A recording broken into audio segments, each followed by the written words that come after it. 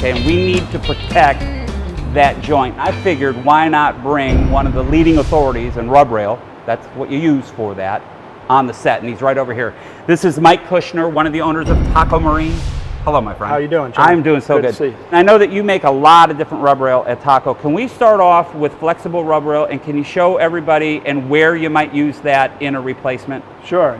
What we have over here, these are all flexible vinyl rub rails that are designed for boats from anywhere from 16 to 30 feet ideally. They take flexible tube inserts and they're available in kit form. Okay. I want to talk a little bit about the history of this 1989 Pursuit 2650. It's called the Taco Marine Project boat. And the original rub rail on that was the flexible rub rail, but they didn't have a vinyl insert, no way. They had rope, and you can use that, but the downside is it does disintegrate and it holds a lot of mold and a lot of slime, okay? And we replace that from the boat. What's the next category going from flexible?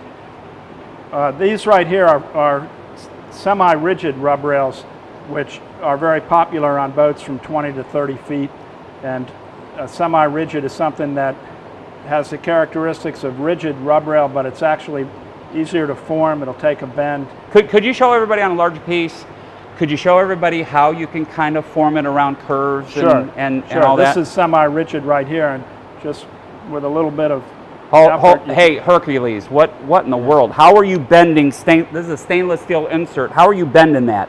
Actually, John, this is what we call our flex chrome insert, which has the looks of stainless. This is not stainless steel? It's actually a mylar film with a clear coat. This has to be a lot more affordable than stainless steel, because I know that you make all the aluminum replacement rub rail for the boats that want to keep that aluminum rub rail from the 70s and 80s. And you make the jewelry, which is the stainless rub rail. You've got solid back and you've got hollow back. This has to be a lot more affordable, but what is the most popular rub rail today in the world, in the marketplace?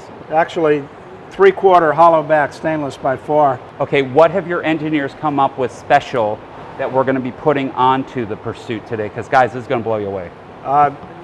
For this boat, we chose our new FlexCore rub rail, which is a FlexCore is a flexible inside with a rigid outer skin.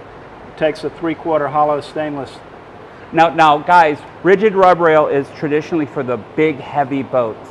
Okay, when you have all of that inertia hitting a piling or a pier or something like that, it really takes a hit well.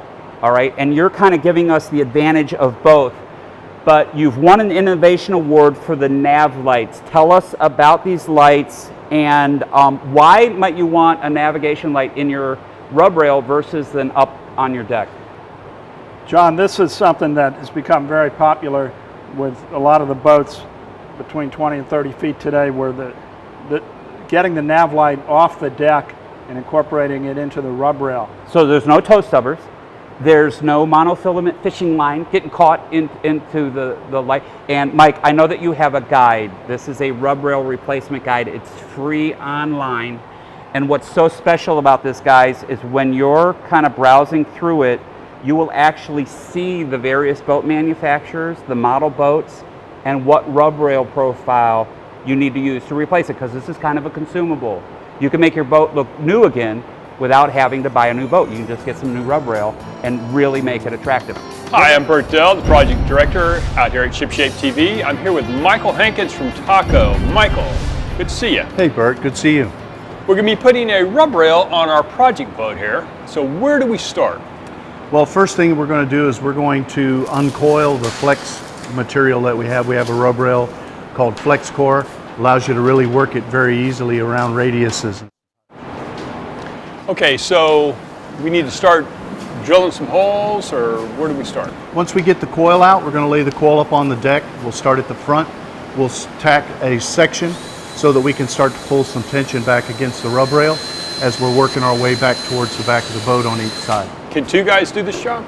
Two guys are really beneficial. It could be a push and a stretch for one person because you want to be pulling tension on the rail. All right, so we start laying out our rub rail, laying out our holes, and we're running screws in. Do we need to put silicone on our screws as we're running them in? Sure do. As we get ready to start, one way to save a little bit of labor is to run a bead of caulk all the way down the edge of the deck, so that when you're running your fasteners in, it's automatically sealing. Once we get the screws in place, we'll be to the back of the boat. We're going to need to make a turn here. Correct. How do we make that turn? Most often you're going to need some heat, even with our flexible material, and we're going to use one of these heat guns, which will take it about 350 degrees, holding 6 to 8 inches away from the material and trying to heat the back as much as you can, as well as the face, and one of us will be pulling it around. So once we make the turn and we get our screws in, we're going to need to probably trim off a little excess, right? Absolutely. What do we use to trim it? Any excess that's left we'll cut off with either a hacksaw or we'll use the snipping tool. Okay. And then we'll come back and use an end cap. And we have several different end caps. All of our profiles, we make a plastic end cap as well as stainless end caps. And for this particular boat, because we're using stainless insert, we thought it would be best to use a stainless end cap. Okay. But before we put the end cap on, we're going to mount the insert? Correct.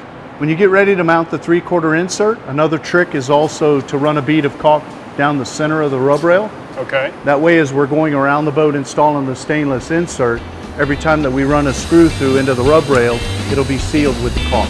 Perfect. At this point, is the job done? The last thing that you want to do is to go around and inspect how your deck to hull fit is with the rub rail itself.